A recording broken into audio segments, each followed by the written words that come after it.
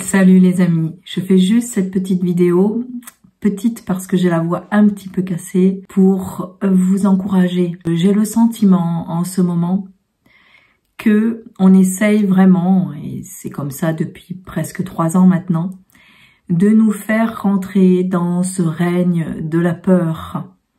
Et j'ai senti dans mon cœur que je devais faire cette courte vidéo pour vous ramener à la parole de Dieu, pour vous ramener à Jésus-Christ.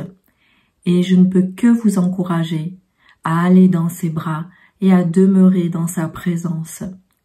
Je sais qu'en ce moment, tout est fait pour vous faire peur, que ce soit les, entre guillemets, pénuries diverses et variées, toutes les informations, par exemple, ce grand marché à Rungis qui a brûlé, dans un incendie mystérieux qui arrive à point nommé, n'est-ce pas? Que ce soit tout ce qui est lié à l'essence, que ce soit tout ce qui est lié aux guerres qui commencent à prendre de plus en plus de place, que ce soit lié à la nourriture et à ces réserves qu'on essaye de nous faire, tout ça dans la peur. Et j'avais vraiment à cœur de vous faire cette petite vidéo parce que la peur n'est vraiment pas une bonne conseillère et les réactions liées à la peur sont très destructrices et ne font que du mal, pas seulement à vous-même, mais aux gens qui sont autour de vous. La peur est aussi une grande porte ouverte à l'ennemi et j'ai vraiment ce sentiment de vous dire de justement garder votre cœur absolument, surtout dans ces temps que nous sommes en train de vivre, et de ne pas vous inquiéter, de ne pas vous inquiéter. Ne vous inquiétez pas. Même si tout essaye de nous mettre en alerte, même si tout essaye de vous montrer que c'est catastrophique, que c'est apocalyptique, eh bien moi je vous dis, apocalypse ça veut pas dire destruction, ça veut dire révélation. Révélation des choses de la part du Seigneur. Et ce matin, j'ai fait ce petit truc, ce petit dessin. Et je sais pas si vous voyez là, mais c'est un petit peu comme des bâtiments. Et puis, j'ai pensé à cet arc-en-ciel. Pour moi, vous le savez, l'arc-en-ciel, c'est beaucoup de choses, ça signifie énormément de choses. Et j'ai ce sentiment de devoir m'appuyer, me reposer dans cet arc-en-ciel. Cet arc-en-ciel, quand on lit l'Apocalypse notamment, on voit qu'il y a un arc-en-ciel autour du trône de Dieu. Et ça, c'est la Jérusalem céleste qui descend. Et du coup, je voulais vous relire ce passage dans Apocalypse 21 qui parle de cette Jérusalem céleste. Donc, c'est dans Apocalypse 21 au verset 10 à 11. Je vous laisse le lire dans votre Bible et je vous encourage à lire tout le chapitre. Et moi, je vais m'attacher sur quelques versets. Et il me transporta en esprit sur une grande et haute montagne. Et il me montra la ville sainte, Jérusalem, qui descendait du ciel d'auprès de Dieu, ayant la gloire de Dieu. Son éclat était semblable à celui d'une pierre très précieuse, d'une pierre de jaspe transparente comme du cristal.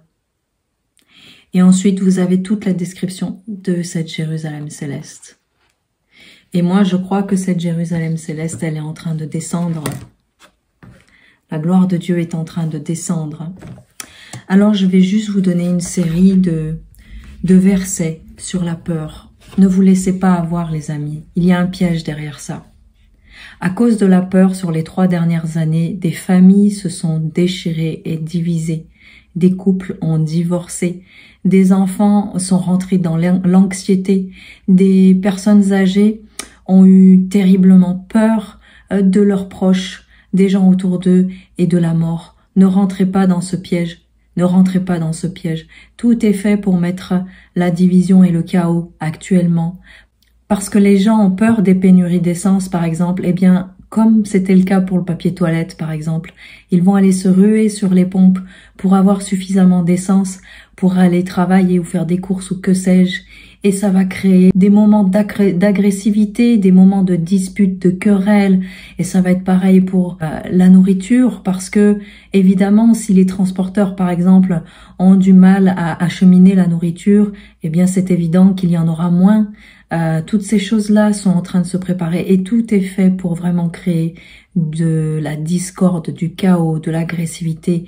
La peur est vraiment mauvaise. Alors les amis, je vous encourage vraiment à rentrer dans la présence du Seigneur encore plus que jamais, encore plus que jamais. Imprégnez-vous de cette présence pour être une lumière autour de vous, pour que les autres voient à travers vous Christ, qu'ils voient que quelque chose chez vous n'est pas pareil que chez les autres, qu'ils voient que vous fassiez une différence. Imprégnez-vous vraiment de la présence de Dieu. Je vous lis quelques versets. Donc, dans Psaume 118, 6, il est écrit « L'Éternel est pour moi, je ne crains rien. Que peuvent me faire les hommes?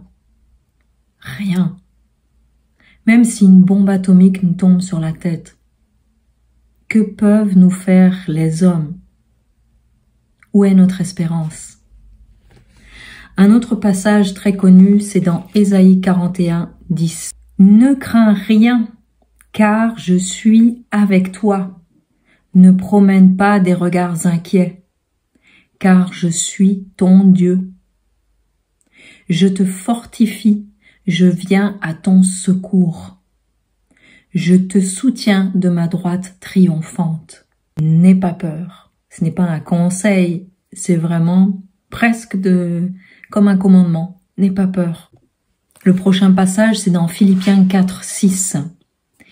Tu sais, on va rentrer dans des temps comme quand c'était le cas pour ces 3 dernières années où on va être un petit peu séparés les uns des autres, contraints à rester dans nos maisons parce que de toute façon on n'aura pas le choix. Peut-être même que on va rentrer dans un état où l'armée va prendre le contrôle ou que sais-je, et on va voir plus de choses qu'on n'a jamais vues depuis au moins la Seconde Guerre mondiale. C'est possible, mais il n'empêche pas que le commandement de Dieu de ne pas avoir peur demeure. Alors tu peux lire dans Philippiens 4 au verset 6, « Ne vous inquiétez de rien, mais en toute chose, faites connaître vos besoins à Dieu par des prières et des supplications avec des actions de grâce.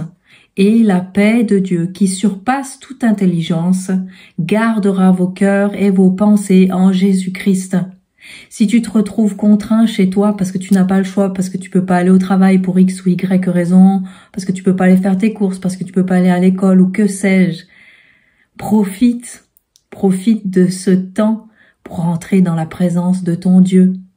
Je continue les passages.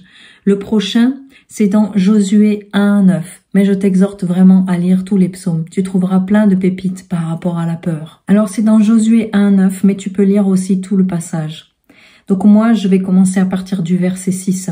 « Fortifie-toi et prends courage, car c'est toi qui mettras ce peuple en possession du pays que j'ai juré à leur père de leur donner. » Nous avons la possession des nations.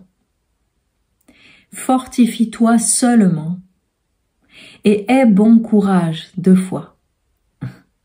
En agissant fidèlement selon toute la loi que Moïse, mon serviteur, t'a prescrite. Ne t'en détourne ni de droite ni de gauche, afin de réussir dans tout ce que tu entreprendras.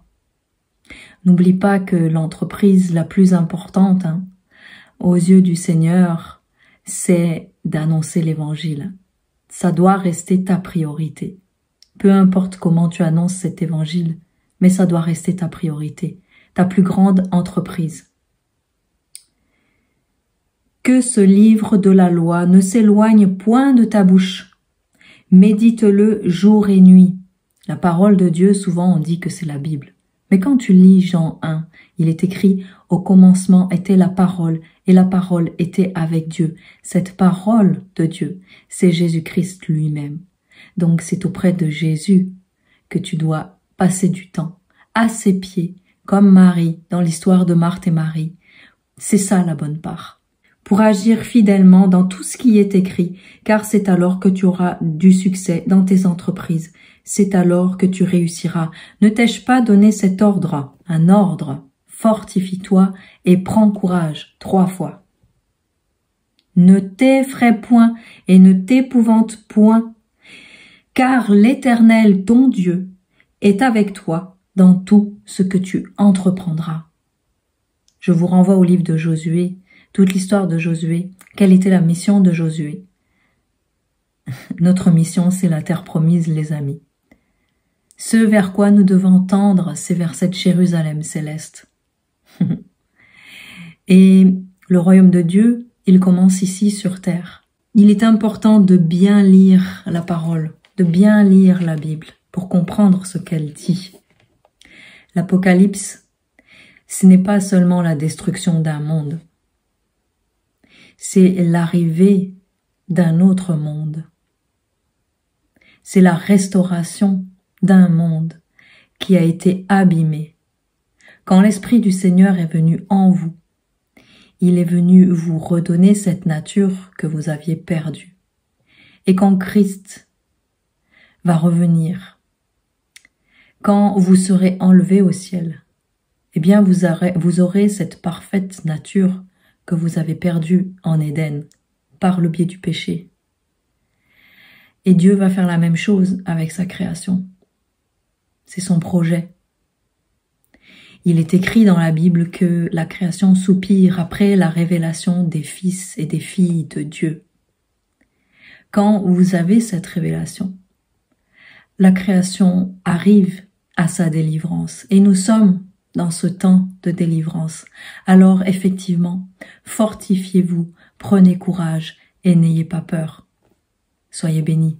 Et n'oubliez pas de vous abonner, de mettre un pouce bleu, de laisser un commentaire dessous. C'est très important. À bientôt.